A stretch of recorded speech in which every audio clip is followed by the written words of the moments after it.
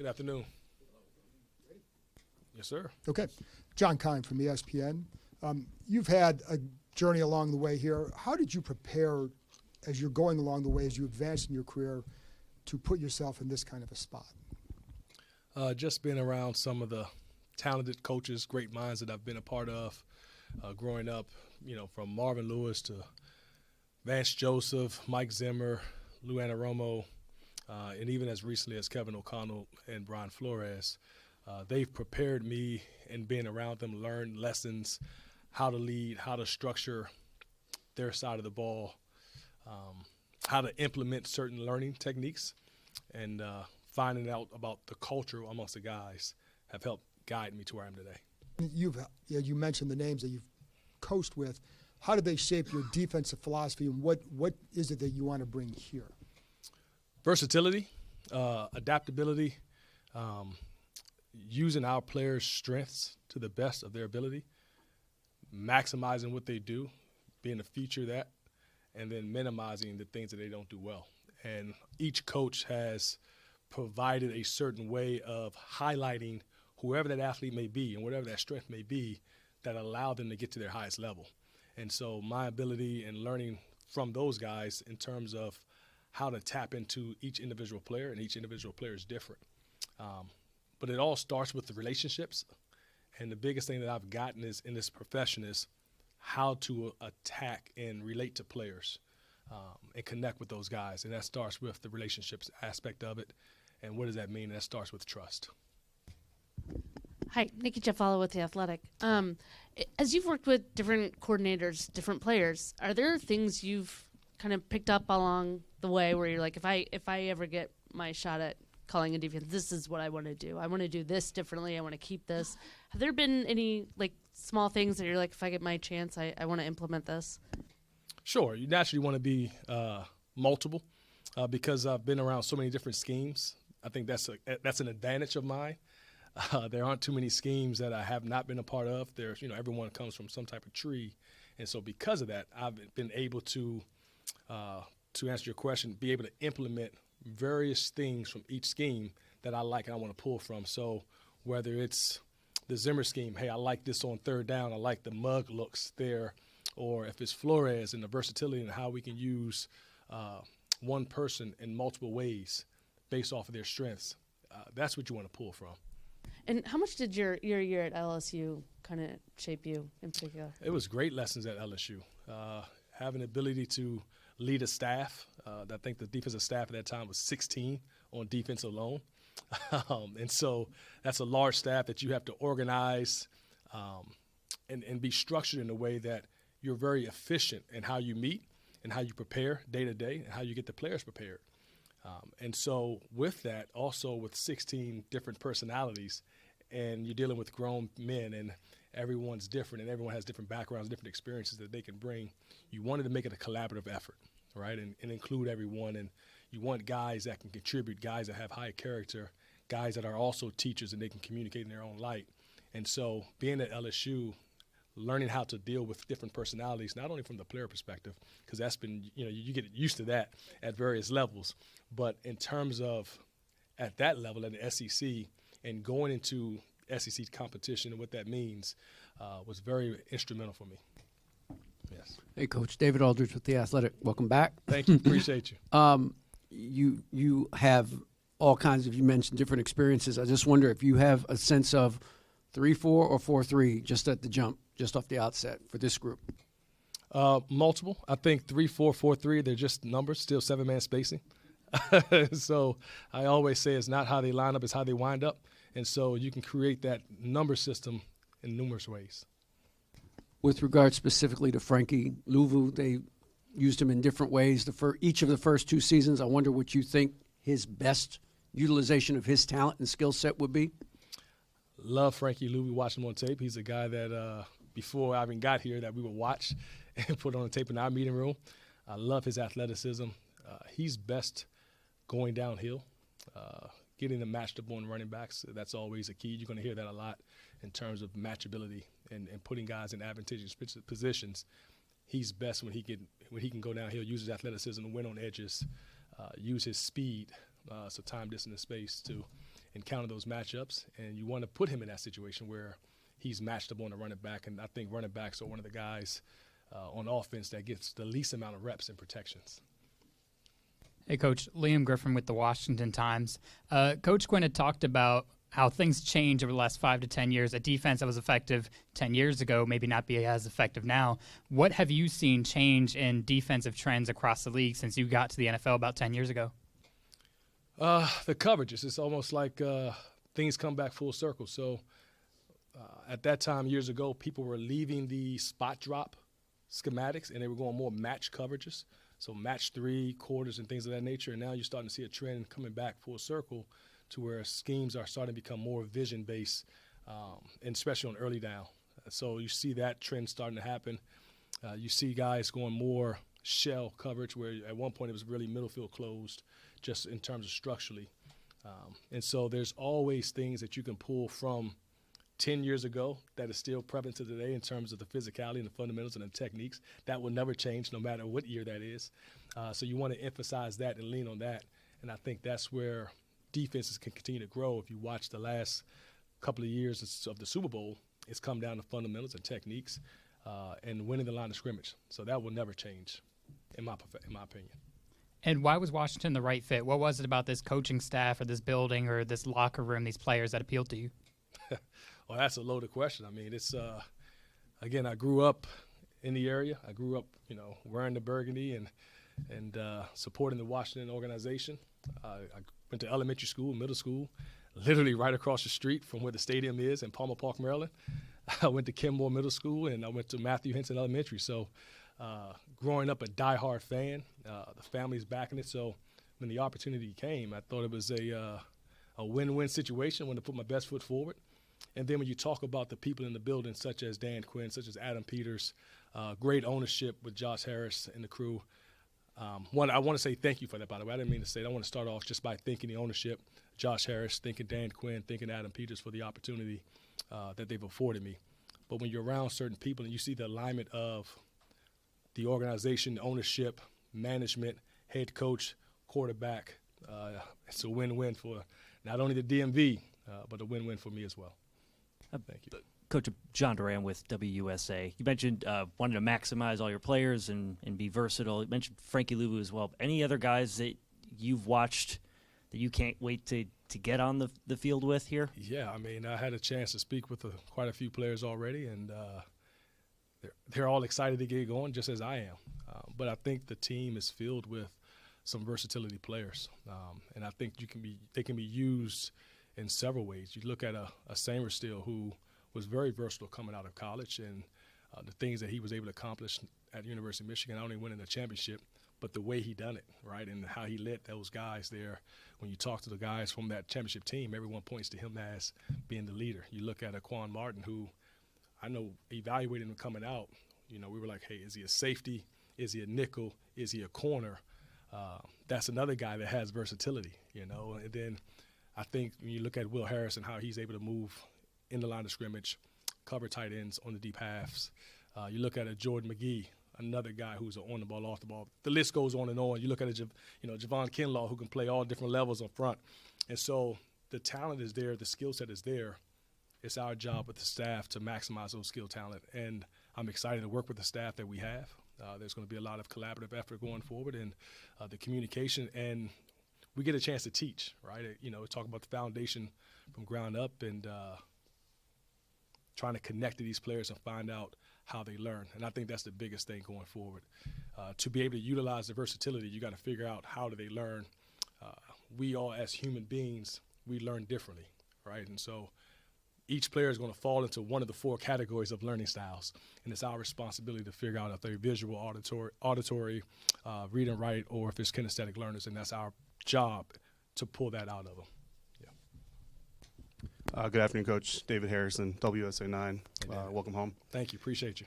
I got more than a few questions I could ask you. Let's start here. How much? Obviously, you've done a lot of homework, and you've talked to some guys like you mentioned. How much do you want to have? How much of the plan for each individual guy do you want to have in place before you meet them, and then how much obviously is going to be dictated by getting to know them further? I think it's a balance. So coming in already, I've had a chance to watch the tape on just about everyone here in the building on the team. I've developed, and here's the teaching background, I've developed an IEP for each player, an individualized education program, but just for football, in a way that these are the things that I see on tape that they do well, things they can improve in. How can we as a staff assist them in that improvement? And then when you meet that player and that player comes here and you start to get to know that guy, you may have to tweak it a little bit in terms of, again, their learning style. All right, is it more of walkthrough? Is it more film-based?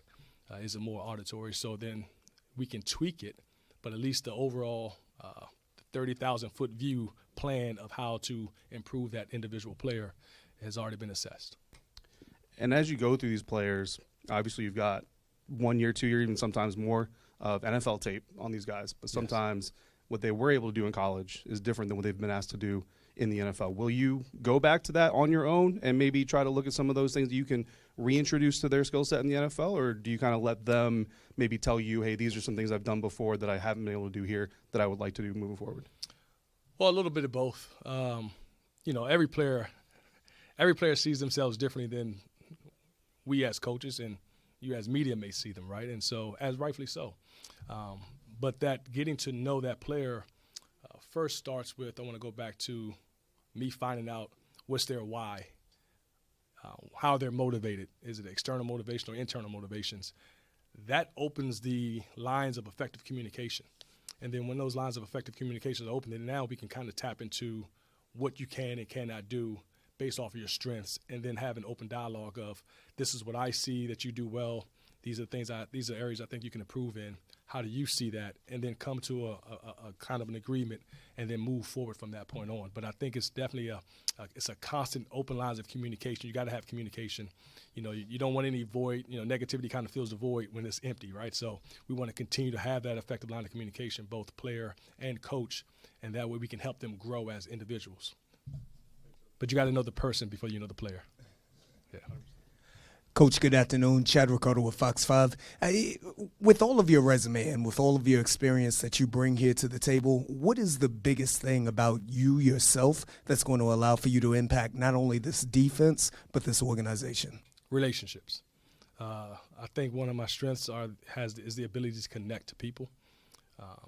I've taught at every different level. I've coached at every different level, from Division I, Division II, Division III, 1AA, high school. I've taught high school, coached in the CFL, and now in the NFL. And what you come to find out is when you've been on so many different levels, you come across so many different people, right? And they come from all different backgrounds of life, and you got to find a way to meet them where they are. That connection allows the relationship to grow, that it can allow the growth of that person to get to the highest levels, and they can maximize their abilities. And so I intend to get to know these players as I've already done so far on a personal level, talk about their wives and their kids and so forth. But that's my strength, is the ability to connect and build relationships and to teach. And then everything else shows up on the tape. Daronte, Scott Abraham, ABC7, welcome back home. Thank you. I appreciate it. I'm sure it's very exciting. Fans love buzzwords, right? So they probably want to know, what will a Washington-led defense by Daronte Jones look like and feel like? Buzzwords. I'm not going to say, all the typical coaching buzzwords, but I will say that when you turn on the tape, joy would be one. All right, that would be the number one thing, that if you turn on the tape or you're watching TV from wherever you may be watching from, to see the joy that these players have when they step on the field, the joy that they have when they're playing with one another, the camaraderie. That's the number one thing that we want to have on the defense.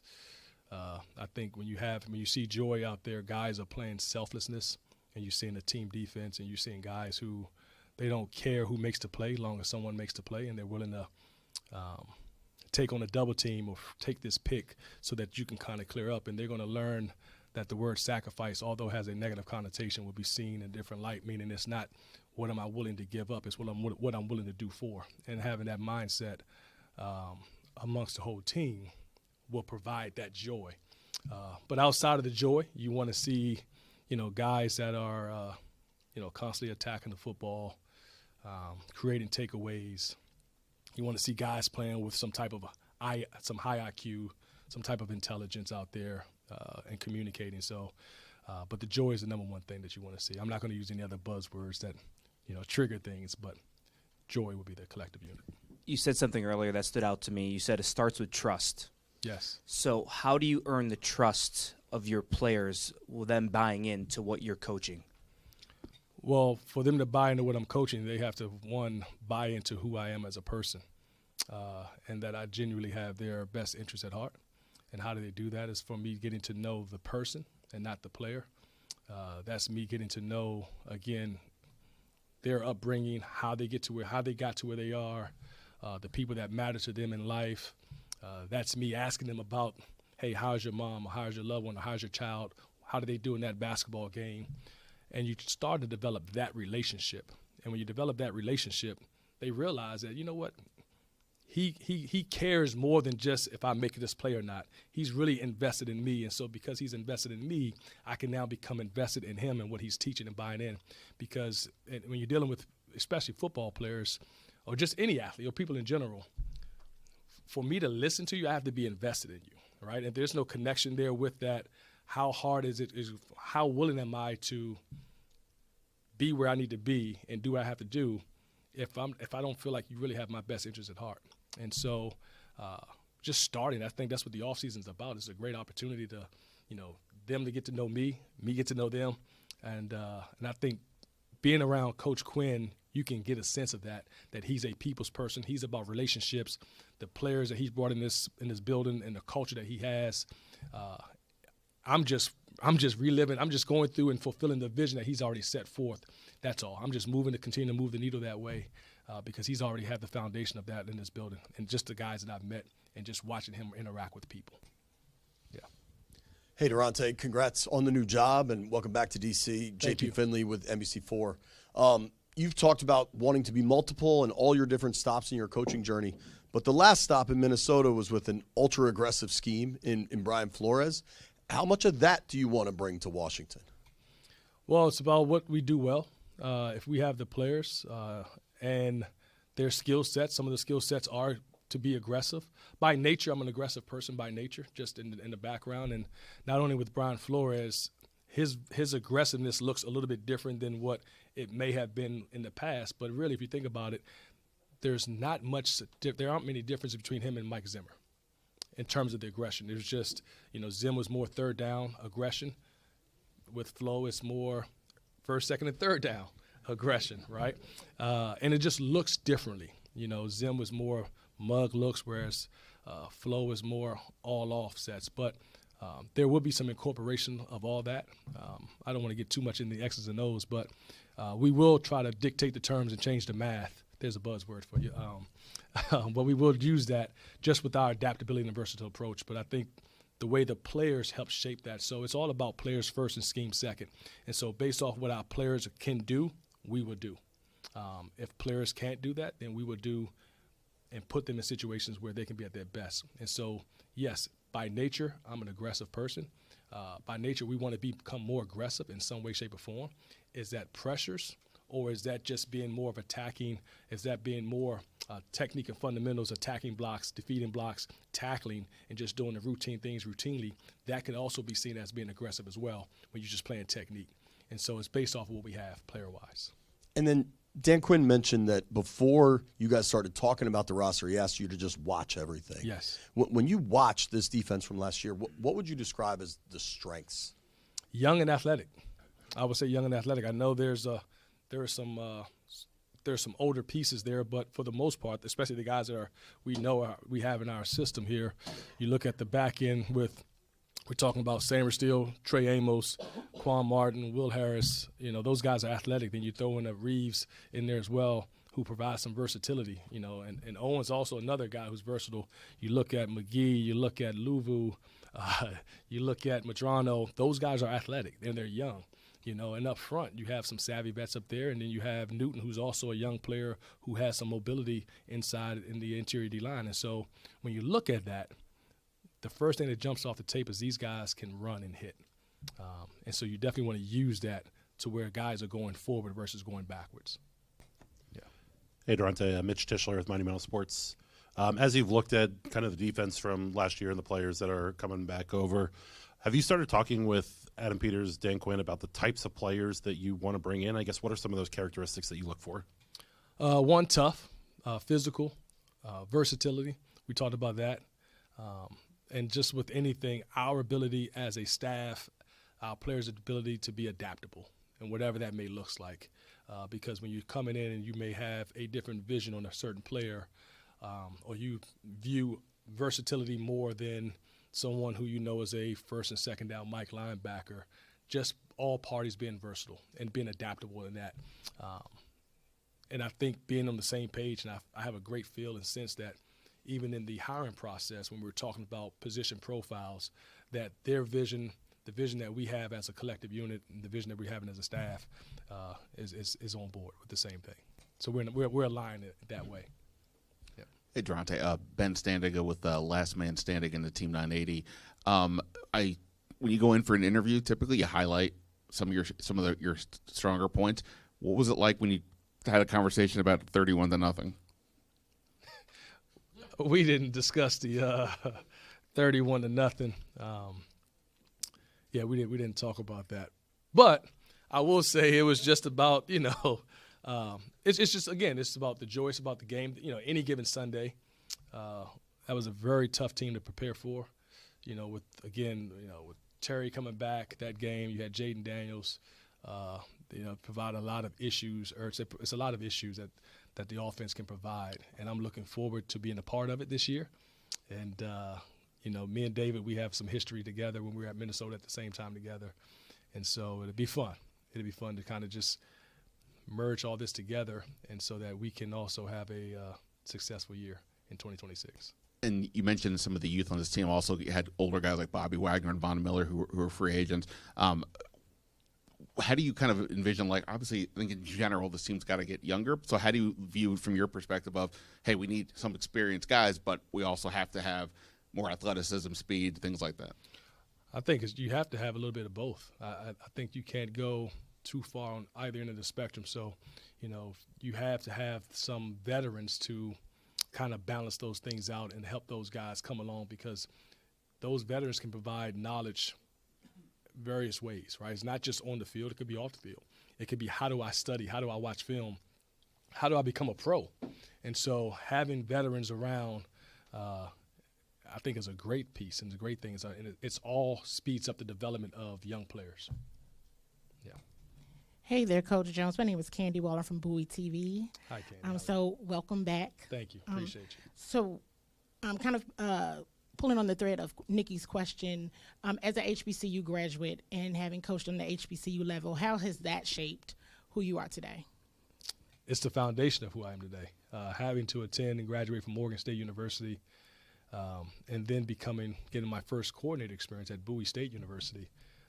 So as you can see, the foundation of who I am and why relationships are so important to me is because those players that you come in contact with, either coaching or playing with, it's special, and there's a bond that's there. And so coming to Morgan State, it's not about the glitz and the glamour in terms of what some PWIs may be about, but you find a family atmosphere. I learned that you miss a class, that coach is going to be on you, like, why you missed this class, and that means something, and that helped build who I am today in my character, because now I understand that he cared. Those coaches that coached me at Morgan State, they cared for me, and they cared about my development, not just as a football player, but as a person, as a man, as a father, as a husband. They cared about that development, and I think that's what the HBCUs do. They help bridge that gap. They help provide the experiences of, yes, you're not alone as you continue to grow and as you continue your journey post high school, and you learn a lot of different things going through those processes. And when you take a look at how the NFL continues to evolve from the offensive perspective, what makes these NFL offenses so hard to defend, the top offenses? Well, it's their blend. First of all, the quarterback play, all right? The quarterback is a quarterback-driven league, and what you're starting to see is the blend from, let's say, college football coming into the NFL, and it has been for a while. You're seeing less under-center two-back downhill runs. You're seeing more spread, open, shotgun. You're seeing the influence, the QB run game. You're seeing that influence from college football.